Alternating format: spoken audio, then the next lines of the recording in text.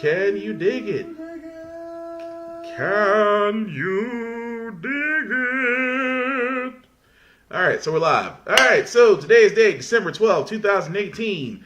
And this is How the Frack We Got Here. I'm your host of the most, Will Buchanan, on How the Frack We Got Here. We pretty much take all the news that major news mostly misses and everything else in between and honestly try to make sense of it all. So hope you guys are having a wonderful Wednesday as we approach Christmas, you pagan holiday ritual worshiping people. Well, I shouldn't say that because, you know, Christmas is how can I put this ever so nicely? It's different means for everybody, but you know, if you're doing it just if you're there for the laughs and whatnot, and you're celebrating, you should be fine. I don't know if you're Trump right now, and I love to say this, just because before I actually get into that, let me also say this is an adult podcast of an adult nature with adult content, which will probably show things of a graphic nature, so viewer discretion is advised. Please take the next 3 seconds to make the necessary adjustment as I try to fix this jungle of locks I call my hair.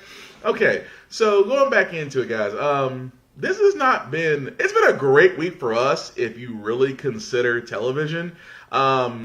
It's been a terrible week for Trump, actually. And I don't really feel bad for him just because, well, he's a douche. But at the same time, it's been a terrible week for Trump, and I don't really feel bad for him. And as you can see, I'm actually playing live, so you just heard the reverb. So you can't say I'm not live.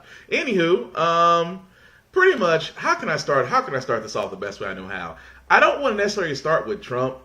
I necessarily want to start with, well, brave-ass white people. Let's just be honest with you. There's a lot of y'all. Specifically, this cat right here, which I'm about to play. Yeah, white people! Right here. Yeah, white man.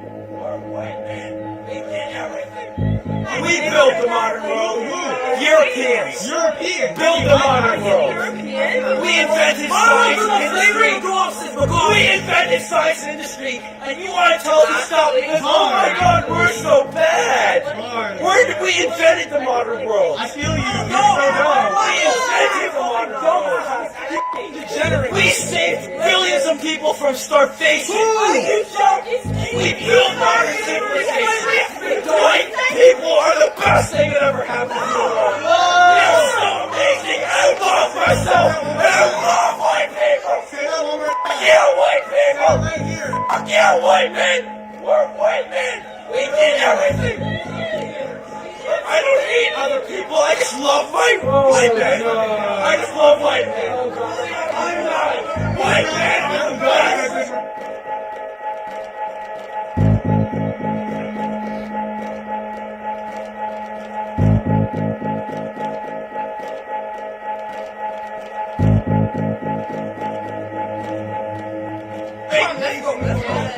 I'm just trying to show myself. Why are you calling us? God damn. You wouldn't have a f***ing iPhone if it wasn't for white men.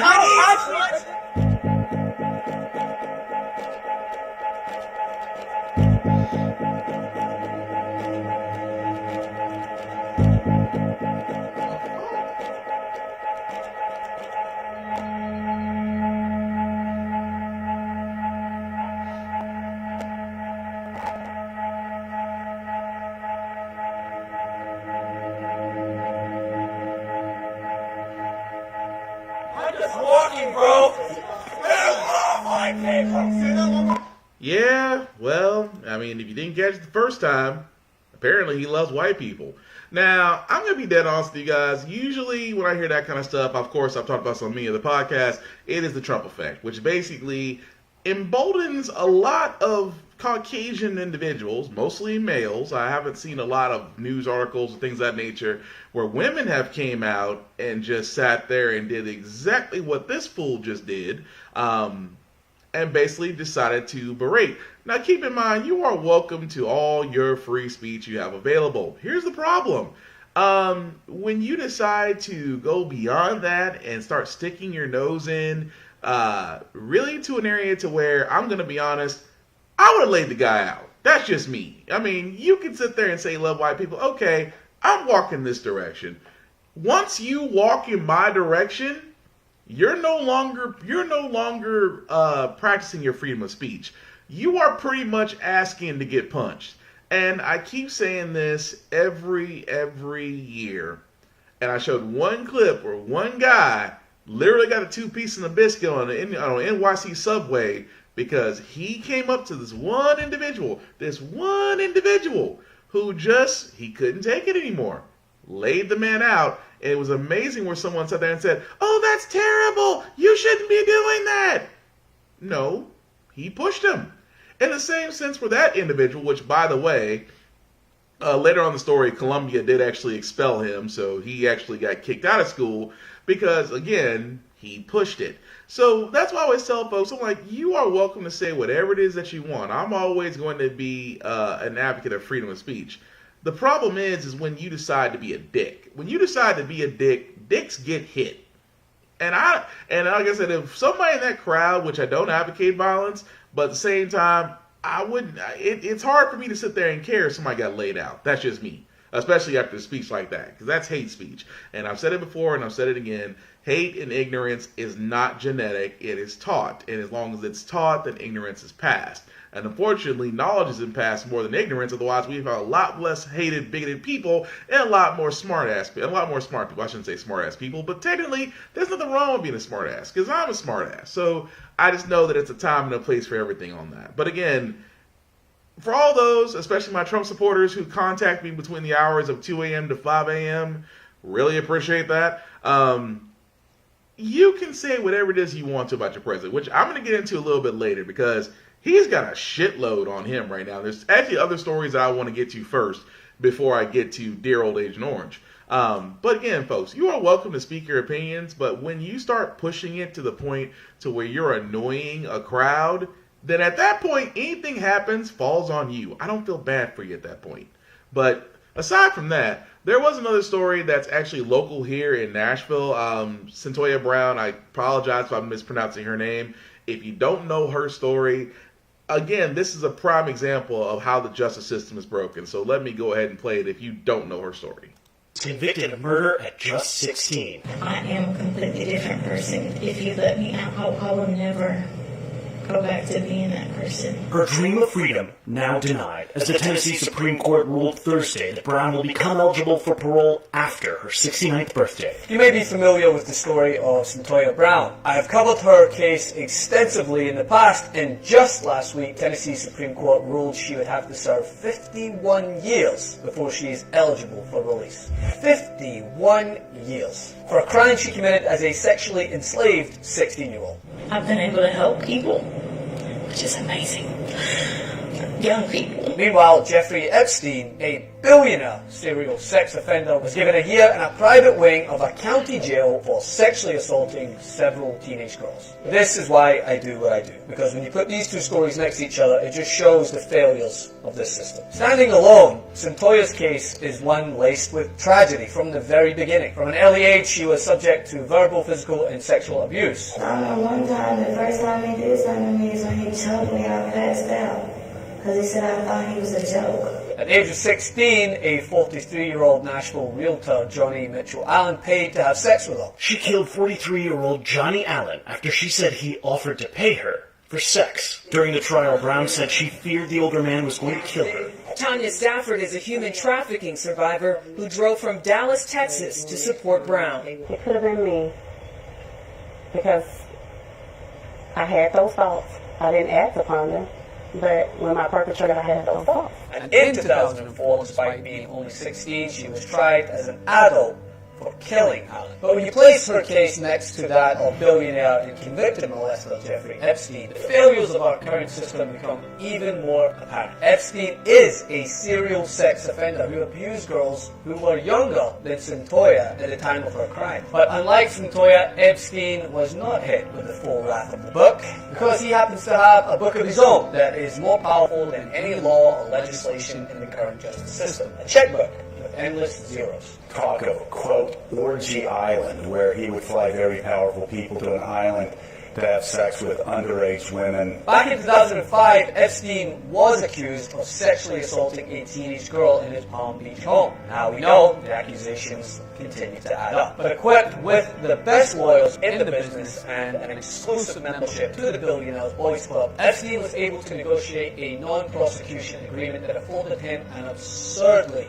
lenient sentence. Just over a year in the county jail. Well, sort of. Epstein was actually allowed to stay in a vacant wing of the jail and spend up to 12 hours a day in his office, 6 days a week. The agreement called for him to plead guilty to 2 state charges of soliciting prostitution, pay restitution to some of the alleged victims, and to register as a sex offender. Which in itself is absurd, considering under Florida law, someone under 18 can't consent to sex, and therefore can't technically be a prostitute. A law that wasn't in place during Centoya's case, but has since changed. Now in Tennessee, anyone 18 or younger cannot even be charged with prostitution, and that change in law came about because of Centoya Brown's case. Still, it has done little to help her. But hey, why help a traumatized, sexually abused woman when you can literally bend the law to help a platinum member of the country club? At the time, many of Epstein's alleged victims were children and likely unaware of their rights, similar to Centoya during her case. But now fully informed adults, many of the women abused by Epstein, perhaps energized by the Me Too movement, are seeking to set aside the non-prosecution agreement so that their voices can be heard. They seek to expose the system that coddled Epstein and bent over backwards to ensure he was given nothing more than a slap on his wealthy wrists. These women seek retribution against their offender, something Centoya did in a moment of fear. And since that moment, she has been told that she will be given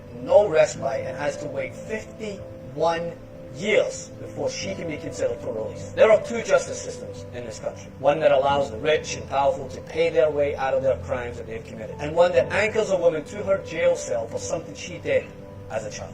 I'm not saying I deserve anything. I'm asking for mercy. For more on this, come over to my Instagram at Francis M. Maxwell. And from that point, I mean, guys, it's hurtful to see that. It's terrible to see that, because again, this is an individual who at 16 years old was pretty much sold into slavery as a sex slave. She, of course, killed the person who bought her at 16. But she's tried as an adult in Tennessee, was told that she has 51 years to serve before she's eligible for parole. Yet, you get individuals like this douchebag I'm about to show that pretty much got it easy.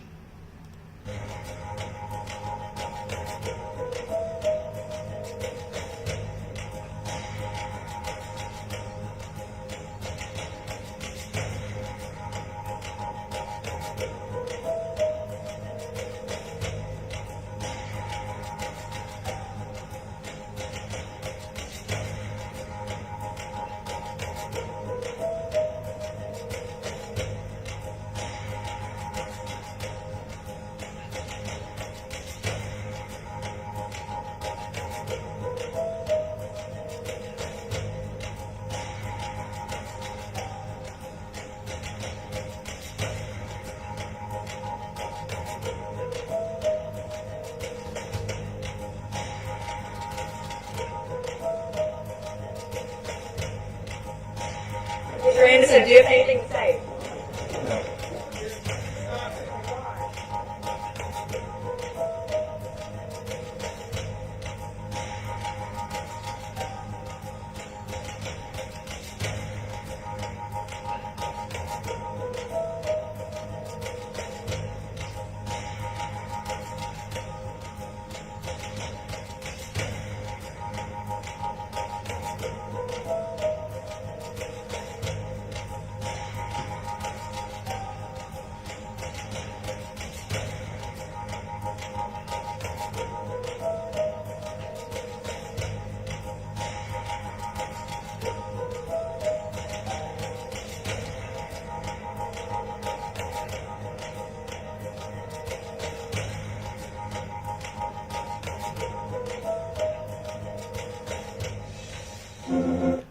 Now that right there is a complete contrast.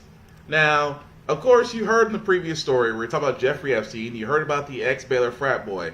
All of these are horrendous acts, and yet 2 people are able to sit there and say they can go home tonight One person will never be registered as a sex offender as long as he does probation and pays his fines. One other person's got a sweetheart of a deal because he's only in jail 12 hours a day and goes back to his home office. Only one individual who's under 16 years old who literally fought for her life is going to wind up still being in jail for simply defending herself. Now, again, you're right, BJ. I mean, the system did royally fuck her over. Vaughn, I mean, it's about the money. That it's one of those things where I just can't sit there and say, when I say the legal system is that messed up. And I know I'm not talking about this just as a black man, because minorities and women have always been the victims of the justice system. The only people who actually get by the justice system, who are truly the so-called winners, are usually predators, pedophiles, and Caucasians. I know a lot of you Caucasians are not with this group. I'm just saying that seems to be the ones that always seem to make it past the line unscathed, while the rest of us get burned. So it's and another thing I need to add to that story about Santonia Brown. It has been passed up to Governor Haslam for clemency. It still remains determined at the time of this podcast whether or not he will actually give clemency to her. For all those that don't know what clemency is, it's pretty much a pardon. Where pretty much it's like, you are pardoned for past crimes. And in this case, it seems like a wonderful case to do that for. Because again, it is a girl who is answering for the crimes of when she's a child, but then she's tried as an adult, which really makes no sense, because how the fuck can you be tried as an adult when you're a child but still give adult crimes? It makes no sense.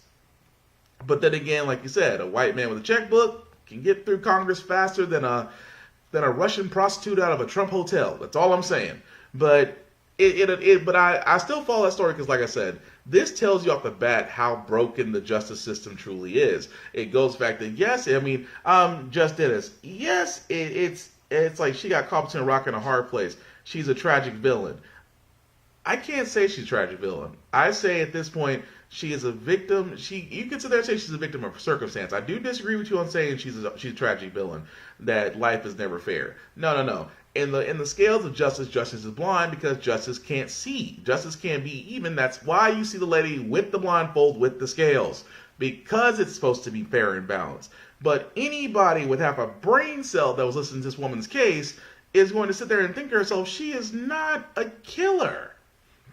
She is a child that was brought up no different than the childs of immigrant parents who are ripped away at the border, who have to represent themselves in federal court, who are not even above the ages of 4, 5, 6, or 8. Could you imagine an 8-year-old child going into an immigration court and having to defend themselves? What they know past their name at 8? A few numbers, a few letters, but apparently have the legal intelligence to defend themselves in court, please. That tells you alone how messed up our system truly is. But again, it's one of those things to where it's going to be looked into, and I hope that, I hope Haslam, and I said, here's my thing, I know a lot of people who see my podcast know I have no love lost for Tennessee government, because personally I think any governor outside of Bredesen we had was actually productive. Haslam has really done nothing for the state, but in this one moment before he leaves and Bill Lee takes over, as you can tell by my great disappointment, I'm not really a big fan of Bill Lee because he's against a lot of the policies I got, but that's neither here nor there. But he may actually do the right thing and grant clemency. Now, will that remain to be determined? We'll see. But the one thing I can say out of this is that for anybody that doesn't remember the Charlottesville rally, James Fields Jr., and if you don't know the name, that was the guy in the Dodge Challenger that decided to run over everybody at the park. Well, guess what happened to him today? There's a jury in Charlottesville, Virginia, who has recommended a life prison sentence for James Fields Jr. You remember that Mr. Fields, he's 21 years old. He is serving a life sentence. He's going to be fined $100,000. He plowed his car into a crowd protesting a white nationalist rally in Charlottesville, Virginia in August of 2017, and he killed protester Heather Heyer. Jury recommending life in prison for James Fields Jr. In addition to that, a fine of $100,000 for first-degree murder of Heather. And really from there, to keep it short and sweet on that, yes, James Earl Fields Jr. was the guy in that Challenger, during that horrific scene where he came speeding down through a crowd of protesters at the Charlottesville rally and actually killed one of the protesters. Now, he does get life in prison with no possibility of parole. I can sit there and say that's not enough, but you know what? He took a life, so therefore his life should be taken from him. I just hope he gets put in the cell with the rest of the brothers. They'll take and let nature take its course from there. But again, that's one of the many times where hate crimes have been considered, and this is just one of the crimes out there that have just now seen jail time behind it. There's still 4 or 5 cases out of Charlottesville during that rally that are still being heard and still being challenged because they are considered hate crimes. And again, for all those that may or may not agree, it's always interesting to me that when a Caucasian has caused something against a minority, they wait forever today to call it a hate crime. But when a minority does something against a person of Caucasian, it's immediately a hate crime and they're called a terrorist. Again, goes back to the whole system being against us. But also beyond that, before, like I said, I don't want to get to Donald just yet. Because, again, Donald himself, when I say Donald shot himself in the foot a lot today, I promise I'm going to get to that because I've been waiting to talk to you guys this whole entire day about it, because every other time today has been literally just like one story after another, and like I said, I'm about to get to that very shortly. But the other story I wanted to go over into, which was just something I found out yesterday, was basically just when police are being weaponized a little too much in situations that didn't call for it, like this one.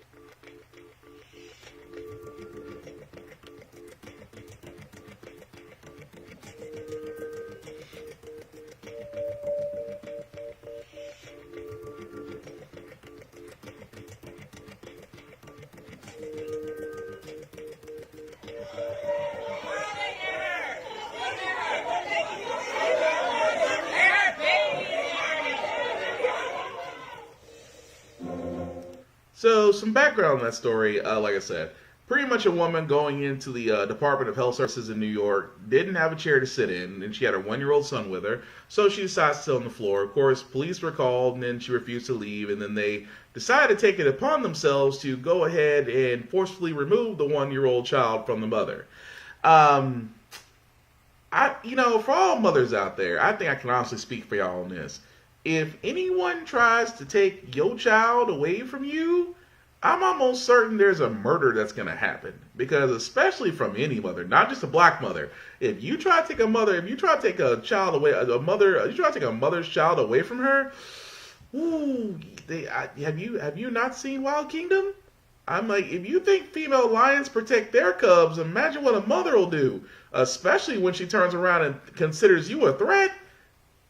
I'm just saying. But again, the police themselves, that's the part I don't get. If all this was started because she was sitting on the floor, wouldn't like the most obvious solution would have been like, can we not find a chair? She's a mother with a child. I'm certain if the problem is she's sitting on the floor, if I was the police, if I was the officer there, I'd be asking, can we not just put her in a chair and everybody's cool? No, we have to go the route of being violent, and then they try to use the excuse that they ran her license plate, and they ran her license and found out she had an outstanding warrant from July 2017 for credit card fraud, which is funny because 2017 and they'll be now 2018 now, we know how warrants are served.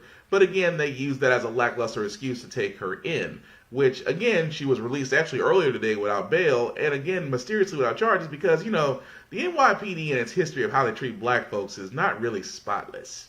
So, ask Sean Bell. But at the same time, it's where I always sit there and say, there's other ways to handle this. Like I said, people are so quick to call police on minorities. It's mind-bending.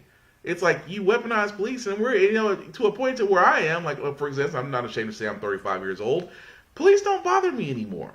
So if someone decides to call police on me, I'm going to sit there and say, call them. Because I know I'm in my rights. I haven't violated anything. In the same sense, all the woman did was just simply sit down and just try to make the best of a bad situation. Because anybody that's been to a government office knows they have very too little chairs and not enough staff. And the staff is not always the most friendliest people to talk to.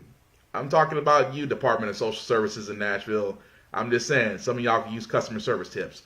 But beyond that, like I said, so much stuff to go into, and I promise this is the last thing we'll get into before I get to Agent Orange. Guys, like I said, I'm not, as you were probably watching if you watched my podcast, I went back and watched it before, I was talking about the midterms. Now, here's the funny thing. The midterm votes are still not over. In matter of fact, there's actually some disputes in some areas. Pretty much so in North Carolina, because there seems to be a little bit of a problem. The party that finished with more votes in November's election is now calling for a do-over. The North Carolina Republican Party is calling for a new election following a report that early votes in one county were tabulated 6 hours too early and potentially leaked to the public. The party says this provided valuable information to the campaigns 3 days before the election. The election in North Carolina's 9th congressional district was already on hold after the state's Board of Elections refused to certify the results of the race. When votes were done being counted, Republican Mark Harris led Democrat Dan McCready by more than 900 votes. But that's because of irregularities with mail-in absentee votes in 2 counties in the district. And much of the focus has been on Leslie McCrae Dowless. He worked for a company that was paid by the Harris campaign. Multiple people have said in affidavits that Dowless paid them to collect unsigned or unsealed absentee ballots from potential voters. But he wasn't alone. Our Charlotte affiliate obtained handwritten notes showing another effort to collect absentee ballots in exchange for money. That happened in Bladen County during the primary for county sheriff. You can see the words, "Picking up existing ballots unsealed" at the top. Additionally, the North Carolina Board of Elections released records last week pointing to a third coordinated effort in Bladen County to systematically collect absentee ballots. 2 women who dropped off over 100 ballot request forms were listed as being paid by the Democrat-aligned Bladen County Improvement PAC. Joining me now is the executive editor. Now that alone should kind of tell you off the bat. That's just one, because apparently because you thought voting was a little messed up. Now North Carolina is messed up, but they're not the only state. The other state involved. The midterm elections, a number of key races were decided this weekend, most notably the U.S. Senate race in Florida. Republican Governor Rick Scott edged out Democratic incumbent Bill Nelson. Here's Tony DeCoppel. Well, things worked out a little differently than Grace and I had hoped. Democrat Bill Nelson conceded the election to Republican Rick Scott, formally ending the incumbent senator's campaign. In a statement, Governor Rick Scott said he thanked his opponent for his years of public service, and that it's time to get to work in Washington. A round of applause on Sunday ended 13 days of political drama in the Florida governor's and Senate races, which included lawsuits, a lot of political rhetoric, and multiple recounts. Broward County's election supervisor Brenda Snipes admits there is room for improvement. It's a big operation, but there's some things that need to be tweaked on all sides in terms of the processes that make up the elections. Democratic nominee Andrew Gillum conceded Saturday night to Republican Ron DeSantis. Nobody wanted to be governor more than me. This was not just about an election cycle. This was about creating the kind of change in this state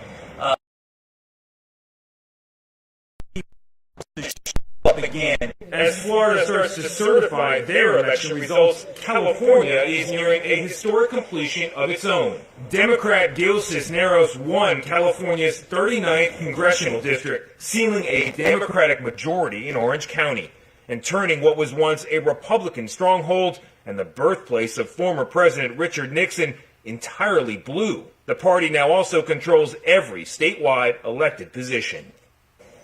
And believe it or not, the midterm elections... Now that alone right there should tell you everything at this point. And I wish I could make that up. So you have North Carolina, Florida, and California. 3 states at this point who have questionable voter tendencies. And I know a lot of people at this point are probably, you're probably burned out. And I understand. But these are the reasons why we have to stay on top of these things, just because the actual voter counts, like I've always said before, your vote counts. But the actual voter counts themselves, you still have ballots that haven't been counted. Georgia itself was a travesty because of how Brian Kemp decided to basically manhandle the election on his own. And not to mention the many other races that all have questionable tactics. So again, it's amazing to me that we are not talking more about the elections and voting and how that system should honestly be changed altogether, just because it's causing this much type of, well, stress, really what it is. But it's one of those things to where I have sat there and I've said, these are the stories that need to be talked about, need to be put to the forefront. And if you like talk to your congressman, or like calling your congressman, these are the guys you need to talk to, because pretty much they need to answer for it. This is the system that they're going off of, so therefore they need to answer to it. But the next story I'm going to go into is actually kind of it's a story that I've always talked about involving Big Pharma and the fact of how they're doing prices. And of course, the most recent time, like they recently raised their prices, especially on life-saving medication like insulin. So this is actually one from an insulin user who pretty much has to explain the kind of struggle they're going through right now. Black market is what we call the black market for insulin.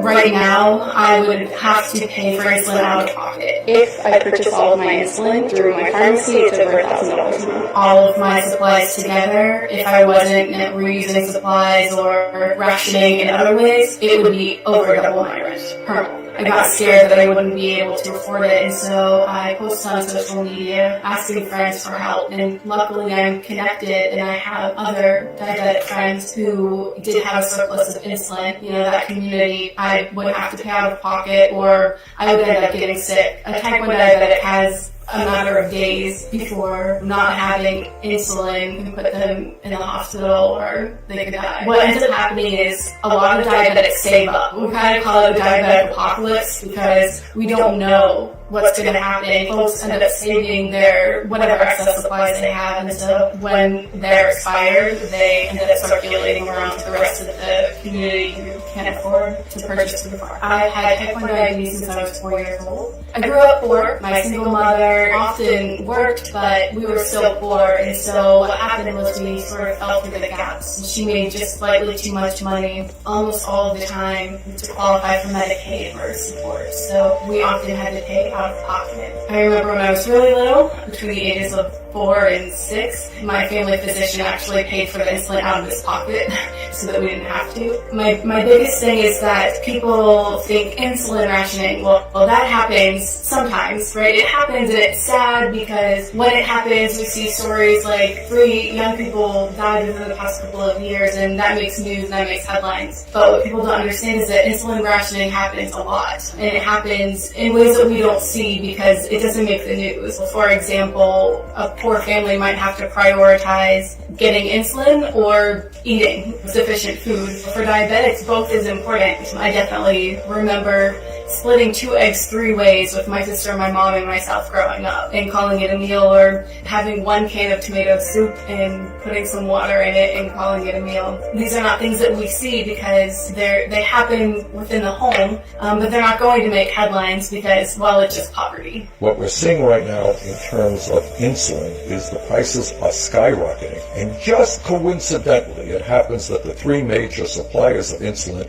seem to be raising their prices at the same exact time, at the same level. Well, lack of transparency, lack of accountability. There's a 3-part monopoly, if you will, with the major manufacturers of insulin, and there's nothing stopping them right now. The increase in prices because diabetics don't have a choice. We don't have a choice of whether we're going to purchase our insulin. We have to. Their business model is greed. They really are profiting from our need to access this medication.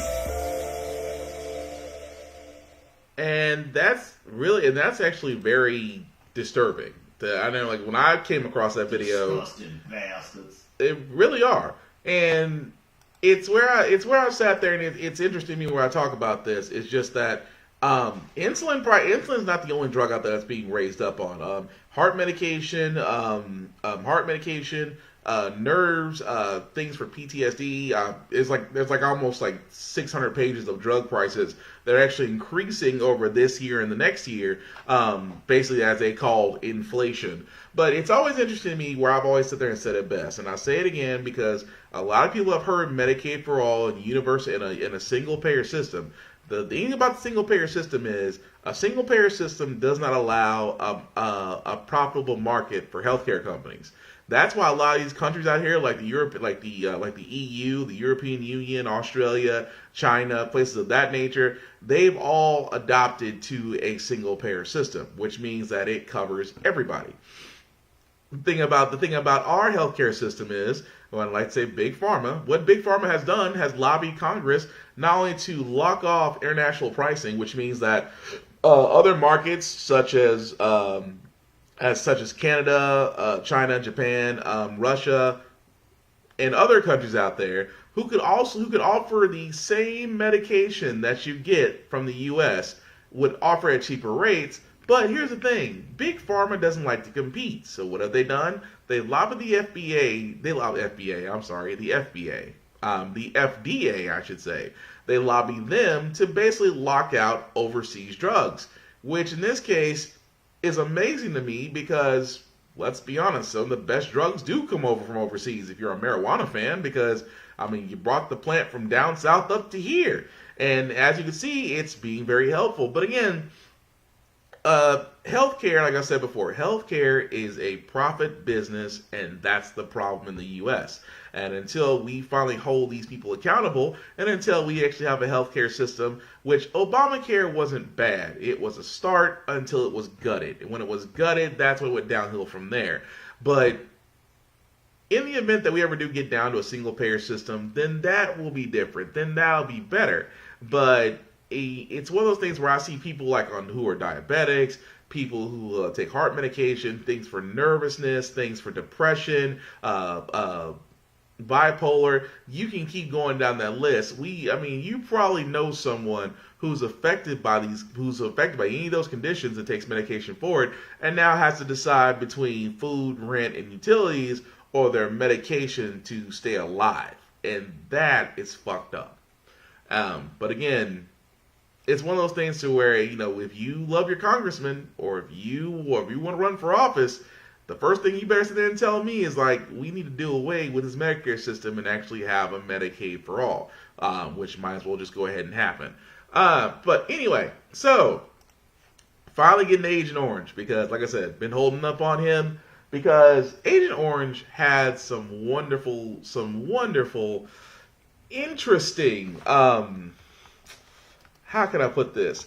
It's almost like how Trump looked at every morning was pretty much the same way Bush kind of looked at Iraq when he realized this wasn't going to work out that well.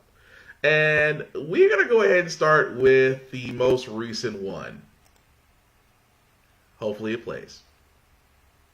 Trump's former campaign chairman, Paul Manafort, back in court today, appearing in a prison jumpsuit and a wheelchair. His lawyer says he has a medical condition that's related to his confinement. The judge set his sentencing for February. In court today, Mueller's team said that they don't know when Manafort's cooperation would end. So even after meeting with the special counsel 9 times in the last 4 weeks, sounds like Manafort still has a lot more to say. Well, it sounded that way in the response to the judge as to when the cooperation might end. And I suspect they don't know because they don't know if he's going to appear in any trials. They don't know if he's going to be before the grand jury additionally. There'd be lots of factors that would make it unpredictable for them. But it's obviously the special counsel is going forward full steam. Yeah. So John Manafort could be sentenced to over a decade in prison, but given that he's met with Mueller's team so much, do you think it's likely that he's going to receive a reduced sentence? Well, this first sentence is coming from the Virginia judge. His plea deal with the D.C. judge, District of Columbia judge, has a 10-year max on it. There's no max on this one, and Judge Ellis is known as a pretty tough sentencer. But I think that he is very aware of the cooperation. He made the point in court today that indeed he would consider the cooperation even if it occurred after the sentencing, that they could revisit the whole issue. So, yes, I think it will impact the degree of cooperation he gives. Will give the judge some renewed thinking on it. Well, that was one, folks. So you already have Paul Manafort who's ready to sing. What about Michael Cohen? Which is really funny that I should mention that. Take us inside of that courtroom, Kara, where you were. How did this play out? And even after cooperating, why did Michael Cohen still get 3 years?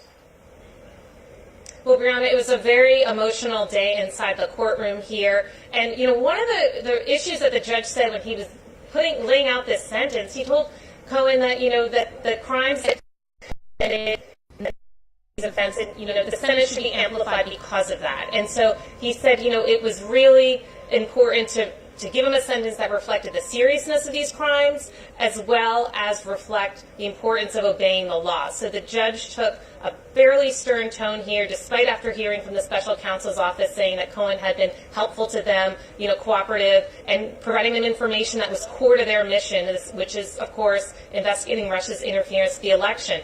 But the scene today was really focused singularly on Michael Cohen, and he took the podium to address the court, to ask for leniency. He was very emotional when he spoke about the shame and the pain that he brought to his family members. The courtroom on that side of the courtroom was packed with his father who was there, his mother, his daughter, his son, his wife, several other cousins, family members, in-laws. It was very emotional, especially after he was handed down that sentence. But there are a couple of quotes that we want to read from what Cohen had said in court today.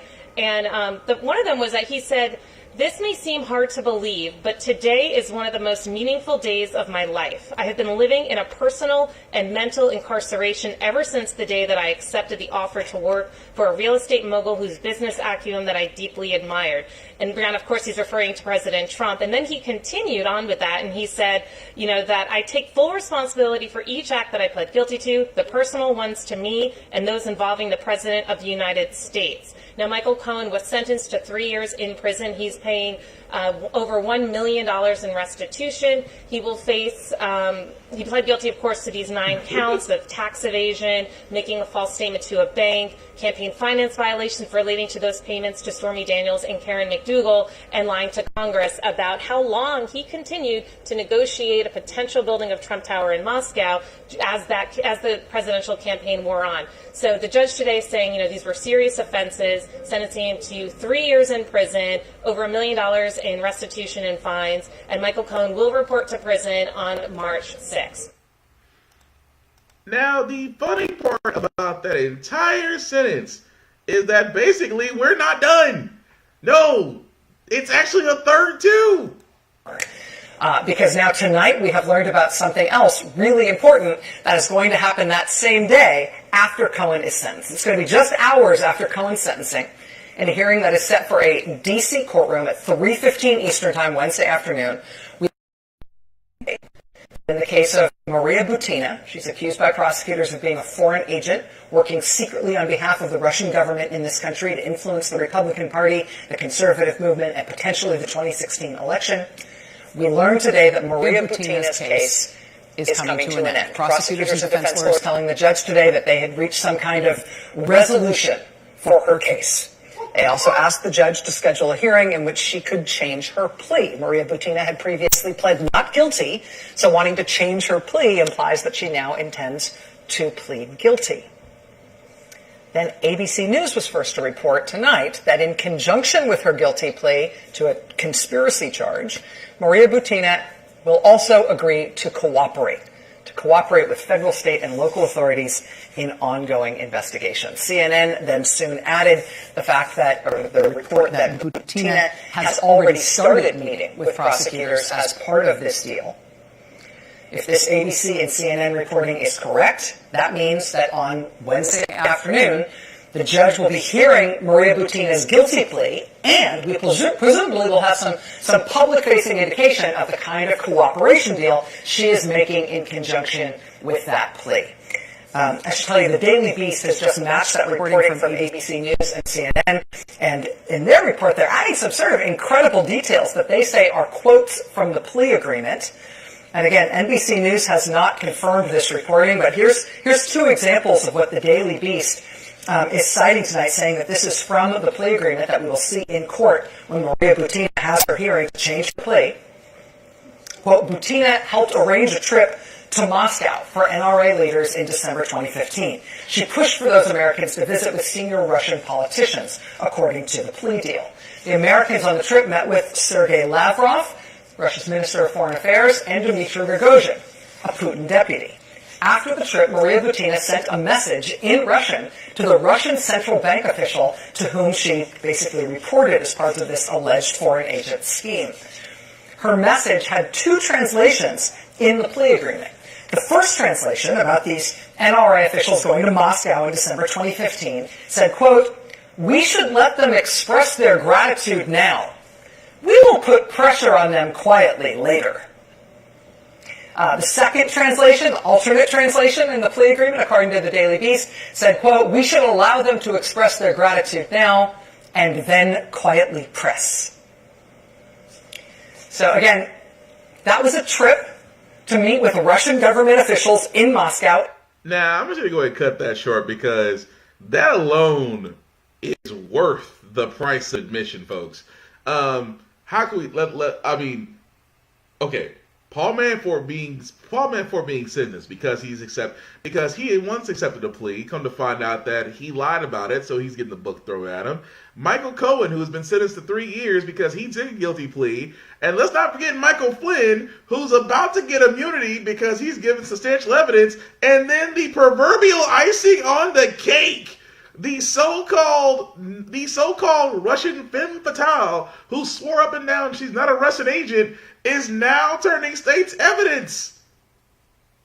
1, 2, 3, 4. Agent Orange, how can I put this? We will get you, Moosin Square. It is shocking, but at the same time, to a guy like me who's been following this, it is like 1, 2, 3, 4. And the funny part is, everybody believes Mueller's done. And I'm going to be honest with you, because it took them 2 years to get nail Nixon at Watergate. He's only had a year and a half. So he's still digging. And I'm almost certain, and the thing about what a lot of people don't understand is, because Trump always goes, there's no collusion, okay? Manafort was dirty. Michael Cohen was dirty. I don't know Dana Butini. I've got no dealings with the Russians. The Russians love me. Putin loves me. Nobody. This is a witch hunt. This is what this is, okay? This is a witch hunt. And no, Baby Orange, it's not. Because literally everybody that is associated with you outside of your own family, which is, again, under investigation. The only person that's not under investigation is that one daughter you don't like to show on TV that much. That's being honest. The one person in the Trump administration who's not under any indictment or any investigation is that one daughter he doesn't want to show, because he always wants to show off Ivanka. But you would think that would be the end of this week. Oh no. Oh, you know what? They say good things come in threes. They do. Just like bad things come in threes. But lately, Trump's been having them in fours. But this one right here, you know, I have to give it to Nancy Pelosi and Chuck Schumer. If you don't know who those two individuals are, they are going to be Pelosi, if she has it her way, will be the majority speaker for the House come in January that the Democrats have majority of. So her and Chuck Schumer, who is still currently the minority speaker, decided to go pay Trump a visit, and they brought cameras. This was fun. If there are no votes in the House, majority votes for the wall, no matter who it is. If I needed the votes for the wall in the House, I would have them in one session. It would be done. It doesn't help because we need 10 Democrats in the Senate. Okay, let me ask you this, and we're doing this in a very friendly manner. It doesn't help for me to take a vote in the House where I will win easily with the Republicans. It doesn't help to take that vote because I'm not going to get the vote of the Senate. I need 10 senators. That's the problem. I have the White House. The White House is done. And the House will give me the vote if I wanted it. But I can't because I need 10 votes from Chuck. Let me say something. The fact is, you do not have votes in the House. Yes, I do. And we need border security. We need the wall. We need more than anything. We need border security, of which the wall is just a piece. But it's important. Chuck, you want to say something? Here's what I would say. We have a lot of disagreements here. The Washington Post today gave you a whole lot of Pinocchios because they say you constantly misstate how much the wall is built, how much of the wall is built, and how much there. That's not the point. We have a disagreement about the wall, whether it's effective or not. I want border security, but on the wall. We do not want to shut down the government. You were called 20 times to shut down the government. You said, I want to shut down the government. We don't. We want to come to an agreement. If we can't come to an agreement, we have solutions that will pass the House and Senate right now and will not shut down the government. And that's what we're urging you to do. Not threaten to shut down the government because you just did it. Because you can't get your way.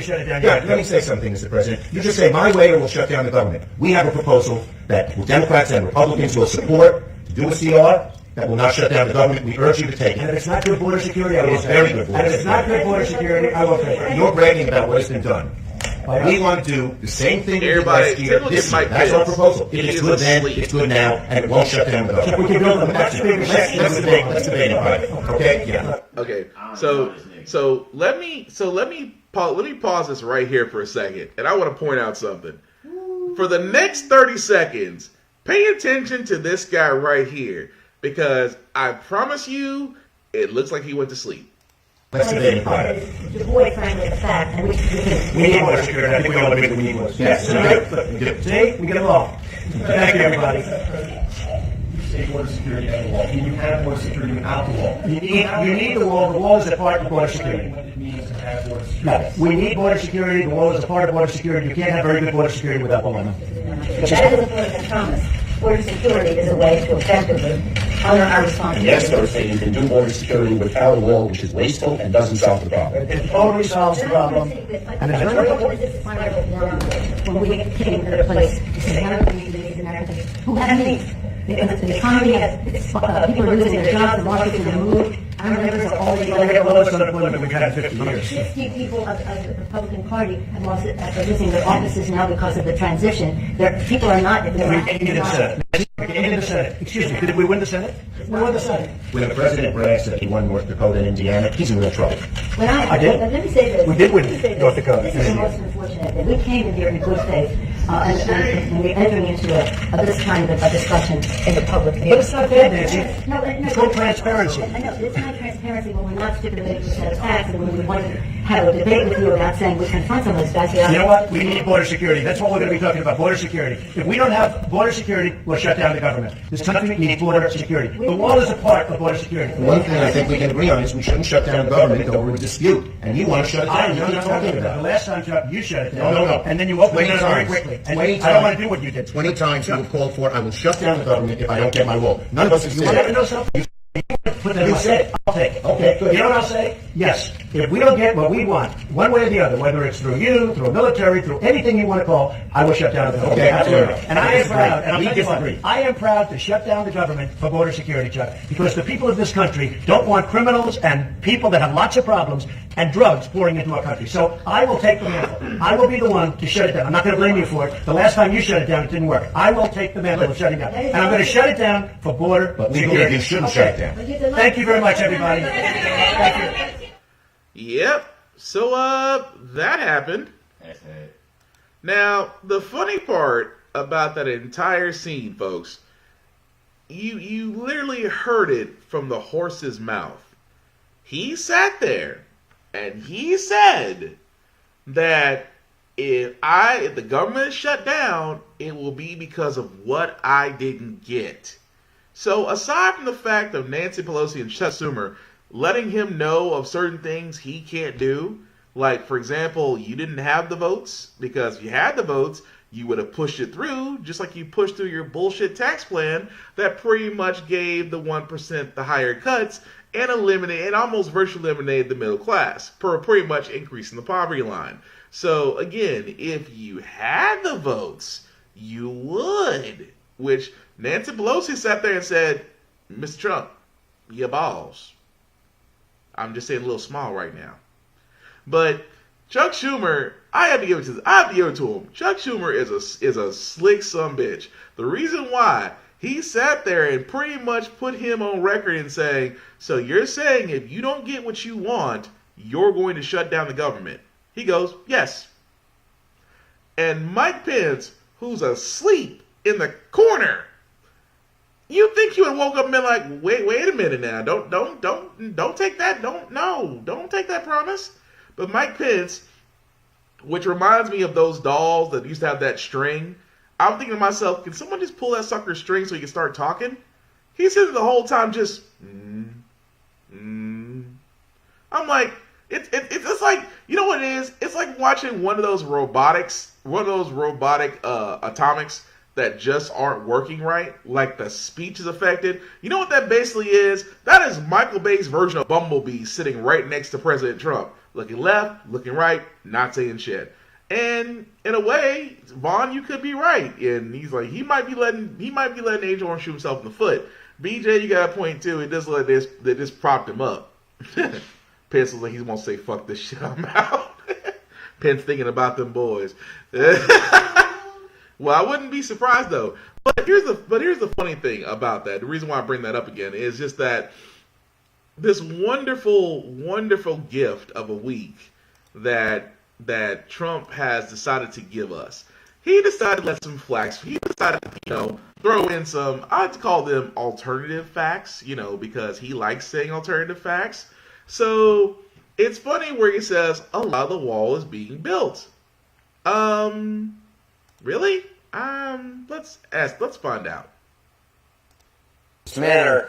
Today, the reality of what it's become became clear. Today, the Oval Office was used as a backdrop, like the fake boardroom set on a reboot of The Apprentice, except on this White House show, the contestants don't have to pretend that they want to work for Donald Trump. In fact, later, one of the participants even questioned the president's manhood. The whole thing started when the president called cameras into the Oval Office during a meeting with House Minority Leader Nancy Pelosi and Senate Minority Leader Chuck Schumer. He called the cameras in. It wasn't just accidentally that they were there, and this happened in front of cameras. It was planned. The vice president was there, too. You wouldn't really know it. He didn't say anything. At times, staring down at his hands.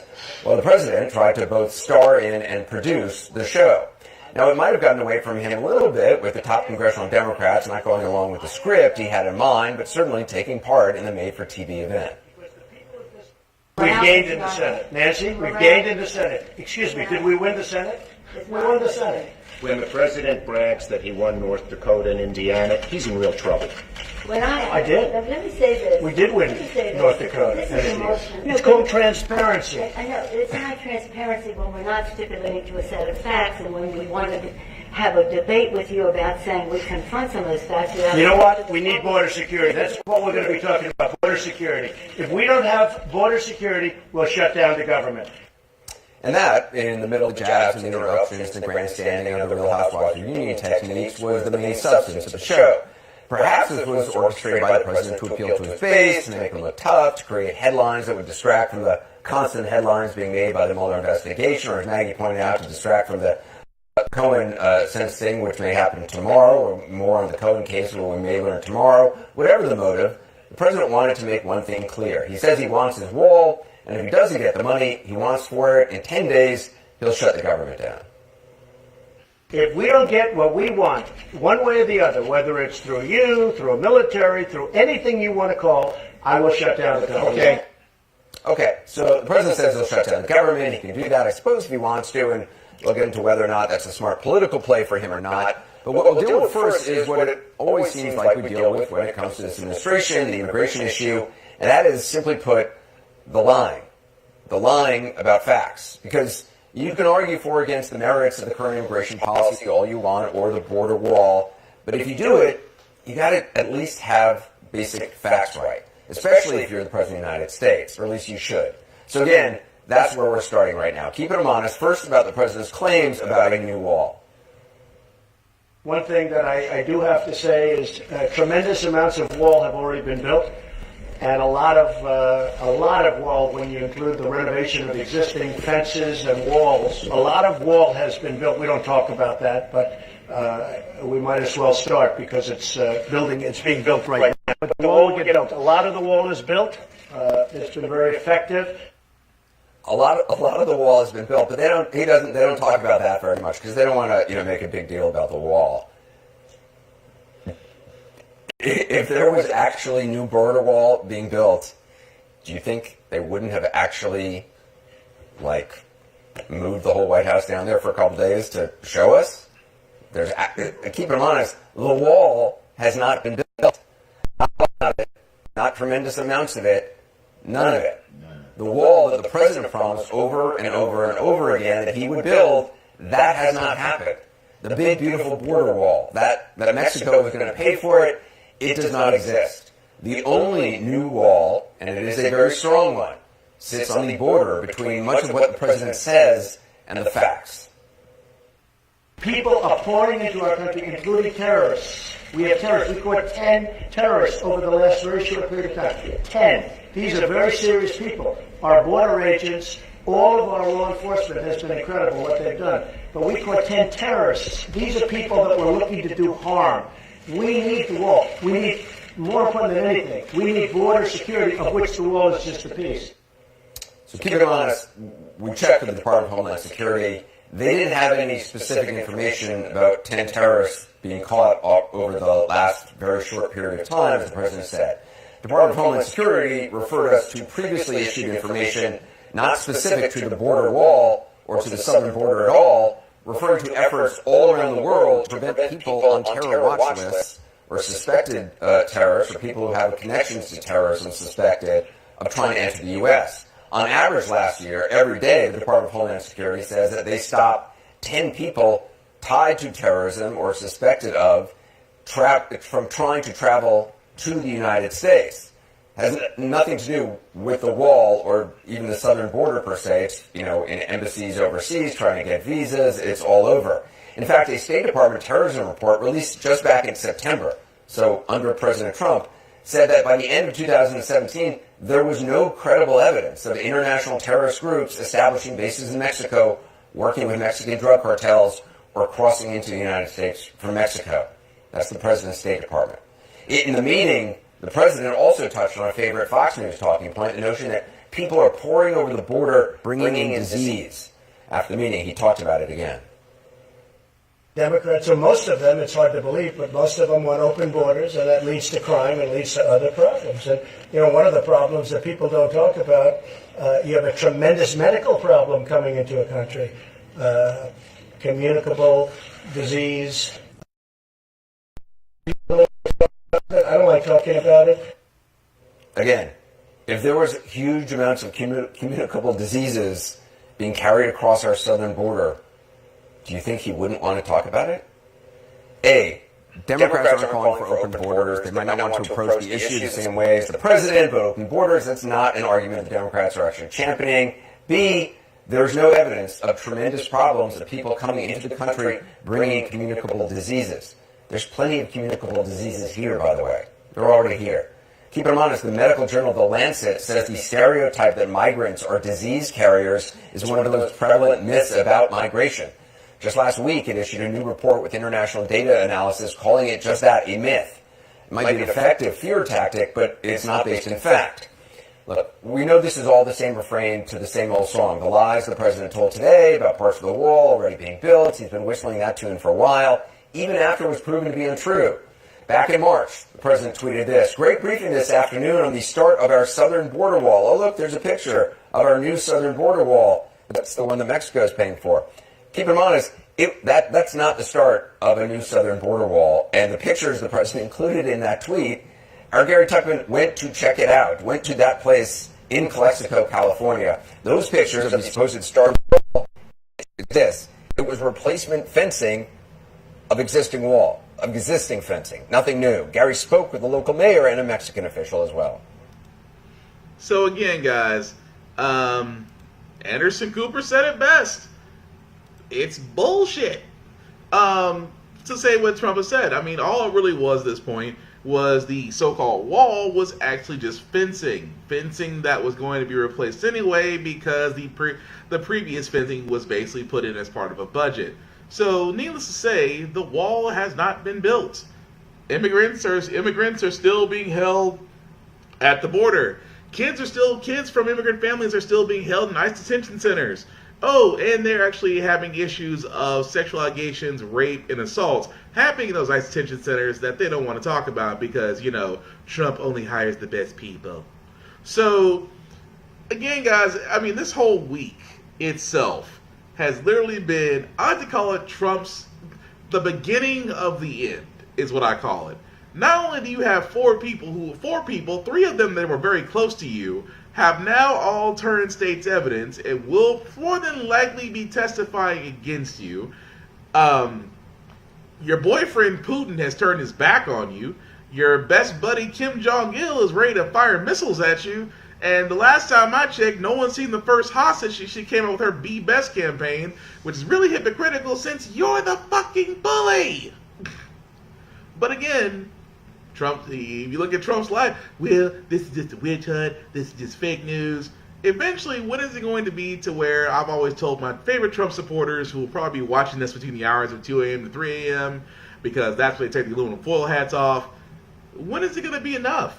Trump, people who used to support Trump, when is it going to be enough? Are you like those? Are you like the auto workers who supported Trump, who are now losing their jobs? If you work for Ford, GM, Dodge, all those factories that are closing down and 15 to 30,000 jobs are being lost because those jobs are being shipped overseas, while the executives of those very same automakers are now getting executive bonuses paid out to them. You know, the same automakers that we bailed out about a little over a decade ago. Are you winning yet? I don't think you are. I mean, about the people who thought Trump could fix your health care, and yet you have to figure out whether or not, is this insulin worth paying the rent? Is it the rent or the insulin? Are you winning yet? Or better yet, how about all you black people, because I know there were some black people that voted for Trump, how have you fared in this wonderful Trump world where emboldened white people have came up to you spouting Nazi rhetoric and telling you exactly what they feel out of no fear of danger for their lives yet, but will be quick to call the police on you? Are you winning yet? Now I make all these things to make it a point because eventually the veil has to fall. The scales have to fall from thine eyes. You have to join the rest of us who have always sat and saw this coming since 2016. We sat there and saw it in the campaigns. We saw the bullshit. We tried to warn you. We wanted you to, make up your own mind. We didn't want to, tell you who to vote for, but we wanted you to take a really good look at the candidates. Because no matter how you cut the mustard, you had it between Clinton and Trump. So you're telling me that you passed over a woman who was a Secretary of State, a First Lady, and an ambassador to the United States, who's worked in politics all her goddamn life, versus a failed reality star, a failed businessman that's filed for bankruptcy 7 times, had 3 wives, 1 side chick, and 4 kids, 5 of them, actually 5 kids, 1 kid he doesn't really take ownership of that much, but you'll say he's better. Are you winning yet? But at this point, like I said, it's the beginning of the end. Is how that's coming along. So the thing about that, and I've started doing at the end of all the end of my shows. I'm like, we always talk about doom and gloom and all the things that we do talk about. I've decided that starting from the last podcast, I want to find one positive thing that I think can change the world. And this story, I may have posted this on my Facebook. I meant to not post it because I wanted to share this with you guys. But I personally think they may be onto something. Observe.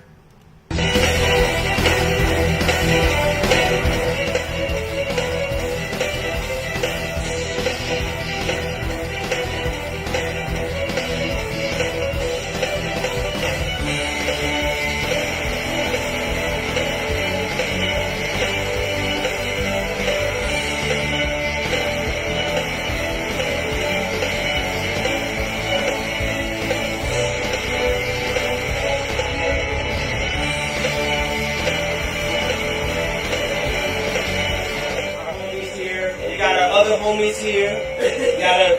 Yo, man, we all about to play some Smash Bros.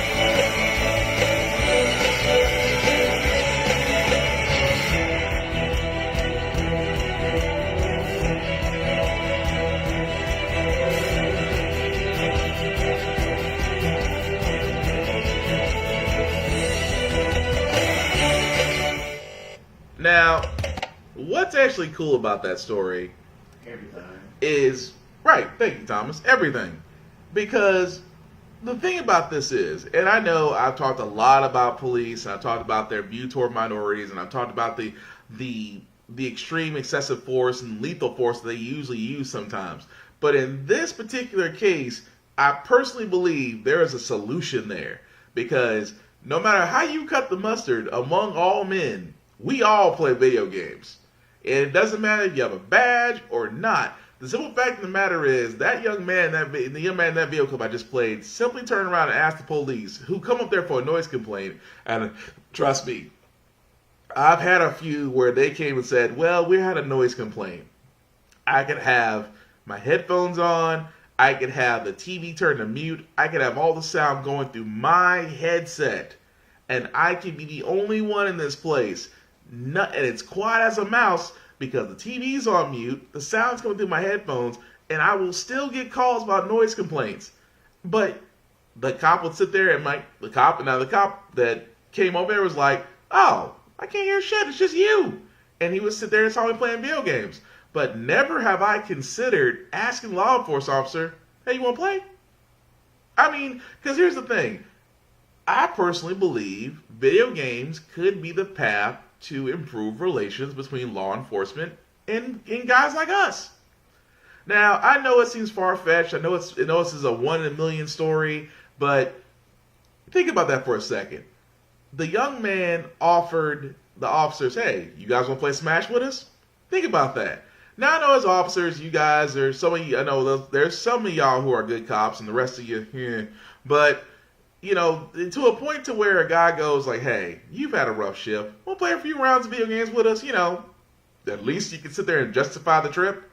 I mean, you know, you're not going to kill anybody. At least you might as well take Pikachu and kill Captain Falco every once in a while. But I'm just saying, it's the whole thing of just the camaraderie.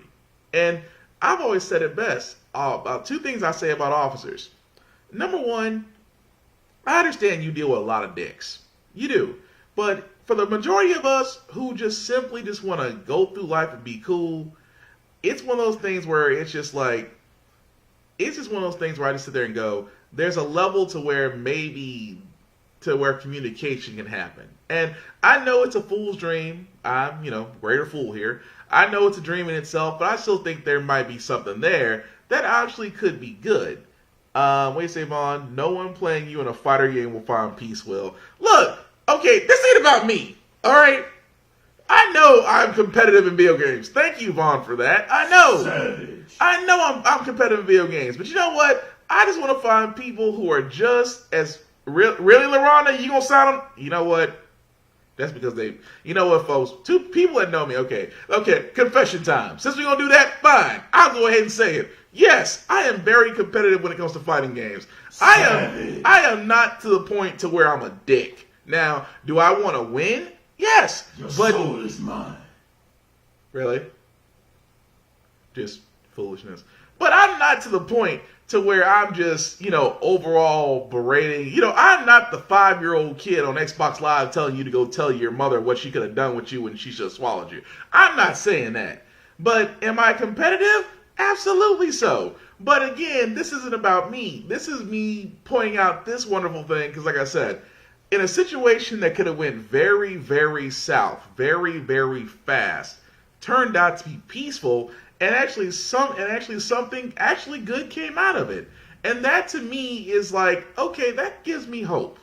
And a lot of things in life, like I said, a lot of things from all this stuff, we hear all the negative stuff, but it's nice to hear little stories of hope and good things that could actually happen. And in this case, it all started with video games. I just think that's the answer. That's just me. Either that, or everybody plays Madden. Because, name one person that, that doesn't like playing video games. That's a person that you don't need that type of negativity in your life. Or doesn't read books. Because, when I say video games, I mean PC too, for you glorified PC master race people. So we like y'all too. But anyway, that's going to do it for here because I'm not going to get too much into that confessing. Hey, I only said that once. Yes, but you're a witness, Vaughn. So before I do drop off this shindig, I do want to do some shameless promotion. Like I said, thank you guys for all watching this. I know I ran a little bit long, so I apologize. But of course, along with my How the Frack We Got Here, which is every Wednesday from 9 to 10 p.m. Central Time, I do have the Off Limits Podcast, which will be this Saturday. We're actually going to adjust the times now. I used to say 3 to 5. Now it's probably going to be between 5 and 6 p.m. now. Mainly because we have a new podcast joining us. He actually... As you can hear from the Peanut Gallery. Thomas, if you actually see him on my podcast and Vaughn's podcast, and we'll talk about in a few minutes, he's actually coming out with his own podcast called To Be Determined. As anybody who has known Thomas and has seen him on many of our shows, he is a very fit individual. He's actually going to be talking about fitness and going over certain subjects and things of that nature, workouts, do's and don'ts, things that actually can help you be better. So with that being said, the Do Be Determined podcast will actually be happening this Saturday between the hours of 2 to 5 p.m. And of course, followed with me as far as the Off Limits podcast, which I believe will be a packed house this time because of everybody being here with Vaughn and Trace. Speaking of Vaughn, who decided to, tell everybody about my competitive nature. Thank you, Vaughn. He actually has a couple podcasts himself. He does have the I Get That Reference VST, which the VST is a 30-minute podcast where he's over various news and views and videos and things of nature he likes to talk about. He also has Rhythmness, where you can reminisce over the rhythm, where he takes albums and actually grades them to a 4-tier system. Want to know what that 4-tier system is? You have to watch Rhythmness. He also has Random as Fuck with Uncle VZ, which is an early morning show where he goes over just, crazy, funny videos and just random discussions, an interactive show just like mine, that he also likes to have as well. And of course, my other buddy Trace actually has 2 shows himself. He actually has The Bump Down, which is also a musical podcast, which he goes over what's out in the mainstream, what's out in the underground. And I call him Negro Damas because, like I said, the guy knows artists that are coming up and coming and are going to blow up. He's called The Last 4. So I have to give it to him on that. But again, between the conversation him and Vaughn has, very intelligent brother. He also has a Smoke of Truth. Now, the Smoke of Truth, I'm going to be honest with you, is a very blunt, very honest podcast, but it's also a very informative, very intelligent podcast. It's coming from the mind of an individual who is unorthodox, but honestly, if you give the brother just a few minutes of your time, it's going to open your way up to a different way of thinking. And I have to give that to Trace, because that's the Smoke of Truth, because not everybody can handle the smoke. So, I promise that was not on cue. I really need to cough. So that wasn't me just token. If y'all wondering, I don't smoke, but I'm a fan of marijuana. But because there's so many medical properties behind it and money. But anyway, aside from that, I lost my train of thought. I apologize. So aside from that, we do have YouTube pages. Thomas will be having a To Be Determined podcast very soon. But up to now, you can look up How the Frack We Got Here. You can look up I Get That Reference. If you look up The Bump Down. If you look up All of His podcasts. All these are now active YouTube pages to where you can like, share, and subscribe. And you can watch every podcast that we've done so far. And pretty much, and I've always said on my podcast, if you have something that you want to talk about, if you have something that you want me to look into, if you have something that you want me to discuss, by all means, reach out to me, William Buchanan, on Facebook, or you can reach out to me to my YouTube page. And like I said, no subject at this point is too far gone because, like I said, it's all about having that discussion because it has to happen in order for us to move forward. That's progression, not regression. And aside from that, Vaughn, I know you have audio to where you actually have yours out. And I need to be like Vaughn, because Vaughn actually has audio clippings of his podcast. Vaughn, if you don't mind putting down the link to where those audio podcasts are, which also can be found on Google Play, Spotify, and iTunes. Trace actually has his. If you look up, help me out here, Trace. I know you're on here too. Trace actually posts down links where they can find you on Spotify and Google Play and iTunes. Like I said, guys, we're trying to put ourselves out there to where the world can see, because I think we all have something different to bring to the table. It is a table that we all are a part of, and like I said, each of us has something new to bring to it. But with that being said, I'm going to say at the end of every Mono podcast, how the Frack We Got Here is all about information, because all I'm doing is taking what I've learned and I've researched and I want to share with you, because I truly believe that mainstream media is not doing the job of informing us of what's really happening as far as us actually having the right discussion. I truly believe when two people can actually talk and inform, we have an informed society, and an informed society can make better choices, because, well, let's be honest, an uninformed society got us Trump. So again, guys, it's not about putting people down. It's not about bringing people up. It's about bringing them to the table to have that discussion nobody wants to talk about, because hey, we're supposed to be adults. That's what we do. So again, guys, this has been How the Frack We Got Here podcast for tonight. Again, I apologize for the longness of it all, and good God, we had a lot of people watching today. I'm gonna try to go through this list real quick, so bear with me here. Oh God. Thank you, Daiquiri. Thank you, Vaughn. Thank you, BJ. Thank you, Terry. Oh, Terry, I haven't heard from you in a while. Hope all is well. Thank you, Just Dennis. All right. And Rhonda and Angie. Hi, honey. And pretty much, like I said, if you didn't comment, and thank you for watching as well. And again, if you're going to be watching some live podcast, feel free to comment as if I'm here. And you Trump supporters, I know when y'all show up. But again, guys, thank you all for watching How the Frack We Got Here. I've been Will Buchanan. Hopefully, like I said, as we got through Hump Day, may Thursday be great. Peace.